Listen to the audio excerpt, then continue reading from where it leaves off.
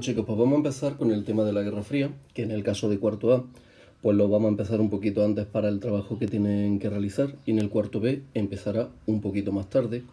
Y de entrada vamos a empezar por, según nos ha derivado aquí Geniali, y espero que hayáis leído todos los elementos que he colocado en la presentación web, vamos a hablar un poquito de lo que viene siendo el concepto de la Guerra Fría.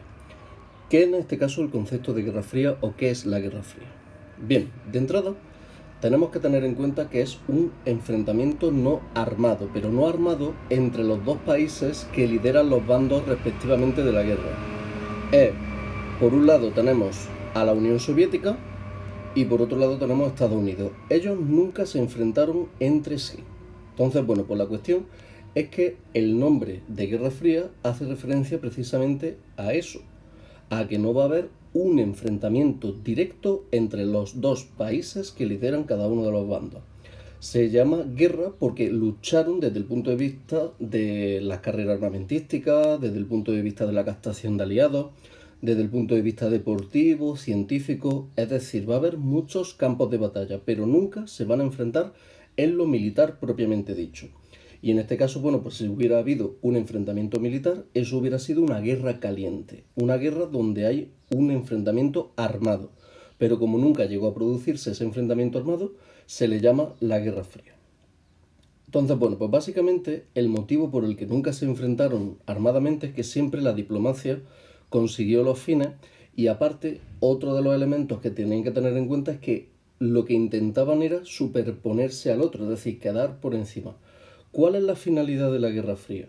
Pues la finalidad de la Guerra Fría es que uno de los dos venza, es decir, que uno de los dos se coloque por encima del otro. Y la cuestión es que esto nunca hizo falta un conflicto armado para que se produjera. Entonces, bueno, pues en este sentido, luego cuando lo veamos en el final, veréis y comprenderéis por qué.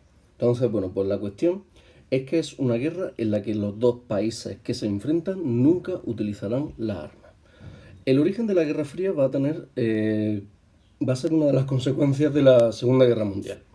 Entonces, bueno, pues en este caso, cuando los aliados vencen y organizan la paz, lo que hacen es repartirse el mundo. Y ese reparto del mundo lo que hace es crear lo que se conoce con el nombre de las órbitas o bandos.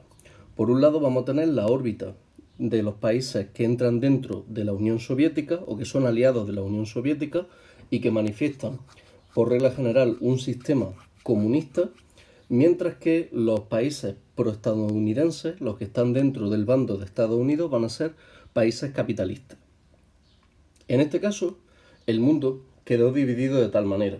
La idea es que, bueno, pues lo que tenemos en rojo son los países que entran dentro del bando o de la órbita de la Unión Soviética, mientras que lo que tenemos en azul son los países que entran en la órbita de Estados Unidos. Desde el punto de vista cuantitativo, Estados Unidos tuvo más países, pero desde el punto de vista cualitativo, los países con mejores y mayores recursos pertenecían a la Unión Soviética. Entonces, bueno, pues desde el punto de vista de población, la Unión Soviética tenía más de entrada porque China estaba con ellos. Y en este caso, bueno, pues vamos a ver el concepto de telón de acero, os lo voy a explicar un poquito aquí para que lo comprendáis. El telón de acero básicamente es la división que se va a producir en Europa entre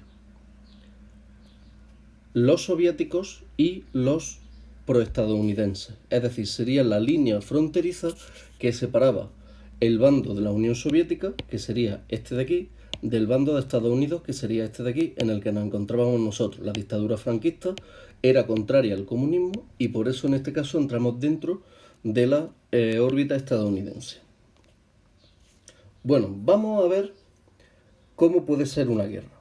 Desde el punto de vista militar nunca llegaron a enfrentarse, pero sí utilizaron, por así decirlo, lo que a mí me gusta llamar las marionetas para enfrentarse y captar aliados entre sí. Entonces la cuestión es que lo que hacían era apoyar a un país que quería a lo mejor independizarse de otro o luchar contra un país que le tenía sometido, como por ejemplo las colonias.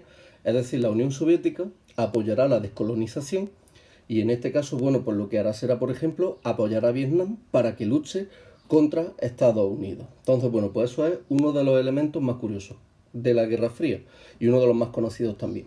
El uso de marionetas para enfrentarse. Es decir, ellos no se enfrentan directamente, pero utilizan, por así decirlo, a otras personas o a otros países para llevar a cabo un enfrentamiento. Bien, la carrera armamentística de ver, y esto creo que la imagen lo ilustra bastante bien, de ver quién está por encima del otro. En el caso de que haya un conflicto armado, lo que pretenden es decir, oye, que si tú me atacas, yo te voy a destruir. Esa es un poquito la idea y el concepto de la guerra armamentística.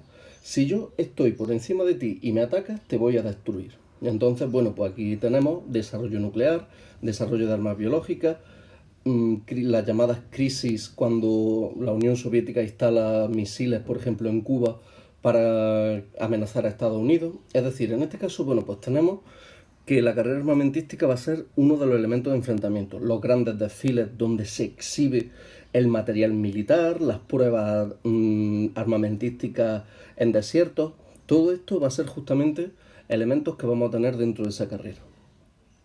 Luego vamos a tener la guerra deportiva, que en este caso, bueno, pues se va a materializar en el hecho de que el país más poderoso es el que consigue colocar en el medallero de los Juegos Olímpicos a los suyos más altos. Eso es lo que explica que actualmente Estados Unidos sea el país que más medallas gana en la actualidad.